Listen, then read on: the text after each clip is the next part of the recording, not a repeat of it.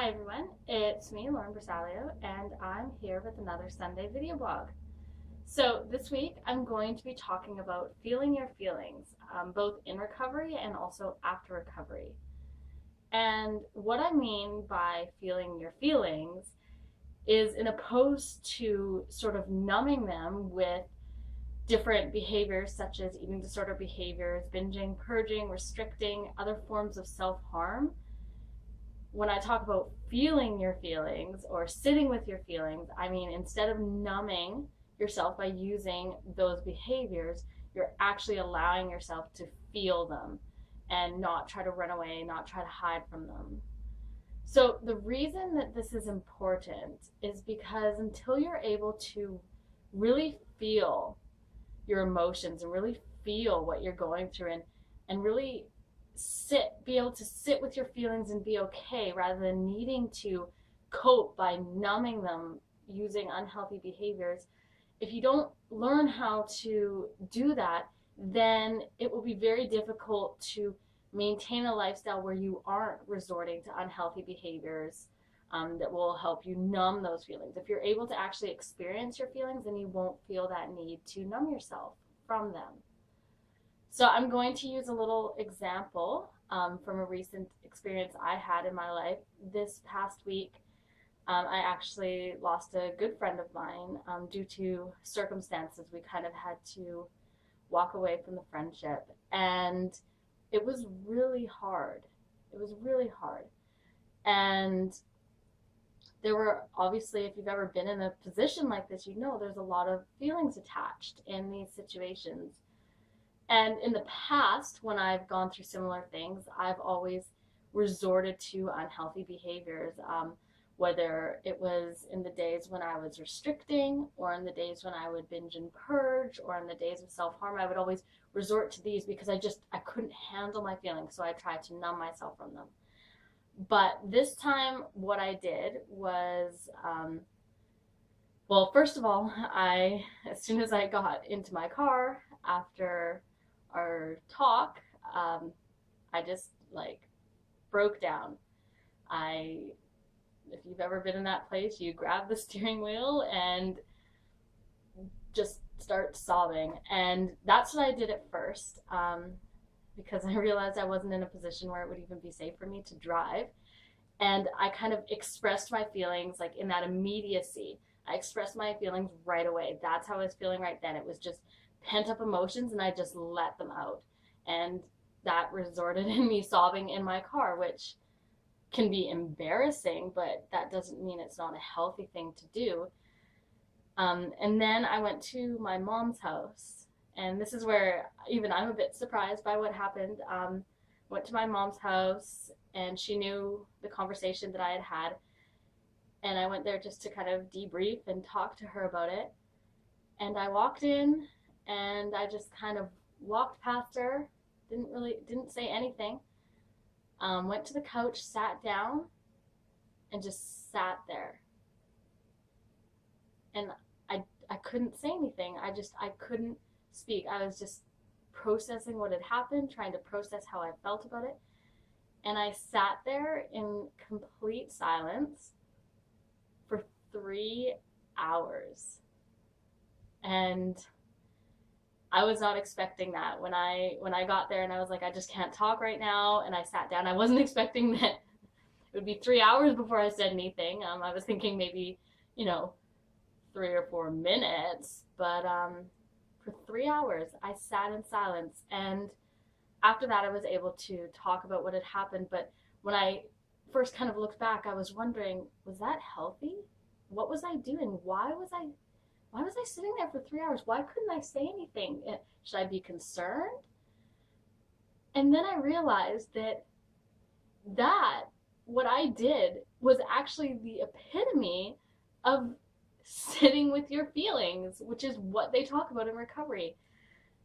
I didn't try to numb myself with, binging or purging or restricting or self-harm. I wasn't trying to numb myself. I wasn't trying to just shove the feelings aside or stuff them inside of me, because we also know when that happens, eventually they do come out.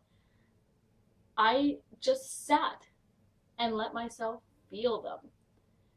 And the end result was what was an incredibly stressful, incredibly upsetting experience for me, a very emotional experience for me. Despite all of those factors, I didn't do one unhealthy thing. I didn't carry out one unhealthy behavior because I just let myself sit there and feel. And I think it's really important that we do this. We're so sometimes concerned or afraid of our feelings, and I think that sometimes we fear, like, well, if I start expressing these feelings, then all the other feelings I've never expressed since I was 3 years old are just going to come out and there'll be no stopping me. And you know what? To some extent, that might be true. I remember when I first started actually feeling my feelings, I had a lot of feelings stuffed inside of me. And so there were days in the early days of my recovery where I would start crying over one thing, and next thing you know, I'd be sobbing over everything. But I think that's really normal, and I think that that's really healthy because you do eventually have to let your feelings out, and you have to choose to let them out in a healthy way. And I don't think you need to be ashamed of that either. And it's a healthy decision to allow yourself to feel and to allow yourself to process and express your feelings rather than stuffing them away or trying to numb them with unhealthy behaviors. Another thing that you do experience in recovery is because you have developed a pattern of kind of numbing yourself with these unhealthy behaviors or stuffing all your emotions inside of you, when all of a sudden you don't have food to turn to cope, or you don't have self-harm to turn to cope, or any other form of addiction, whether it's alcohol or drugs, whatever it is, as soon as you don't have those things to turn to cope, it can be really scary when you have to face your emotions. And it's very common to feel even more intense emotions than might actually be called for the situation, if that makes sense. Kind of a bad way to explain it, but if you were to rate the necessary emotions attached to a situation, let's say a situation really conduces like a level 3 of upset, you might experience a level 7 of upset.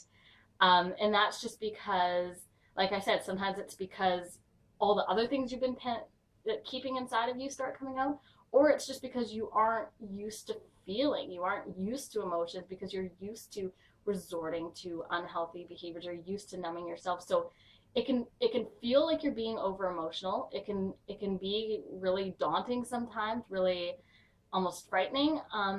But what you need to realize is you're not weird, you're not different. That's actually a very normal thing. I dealt with that when I was recovering and I was getting back into a healthier lifestyle and things would happen to me. I don't like using the term overreact, but what some people would refer to as overreact. I would get really, really, really upset, and I would feel things really, really deeply. And that was because I had developed a pattern of numbing myself from those feelings. Then all of a sudden when I did feel, it was even more intense. And that's something that it fades off over time. And so now I do believe that for the most part, although sometimes I'm a bit dramatic, but for the most part, I end up feeling what is equal to kind of the situation. I don't feel such intense emotions anymore. And that was something that just happened gradually over time. And so I don't think I want to put the message across to you that you don't need to be concerned if that's how you find yourself feeling these emotions. I don't want you to be afraid or concerned that you're overreacting, be embarrassed about it. It's completely normal. The books talk about it. Other people who've been through it talk about it. Therapists talk about it. It's a completely normal stage of recovery, and even, going into post-recovery as well. So that's why I wanted to talk about this topic this week, because I think it's a really important one. It's important to share with you guys that you're not alone if you're going through this, and to also give an example of what it's like to sit with your feelings and really feel your feelings. So I encourage you, the next time that you go through something that springs up a lot of emotions in you, whether it's minor or really huge, I really encourage you to Sit with your feelings. Sit with your feelings and express your emotions in a healthy way. Let yourself cry. Let yourself sit in silence for 3 hours. Whatever you need to do, just sit with them and feel. Don't try to numb, just feel. And it will be okay. It might seem scary, but it will be okay.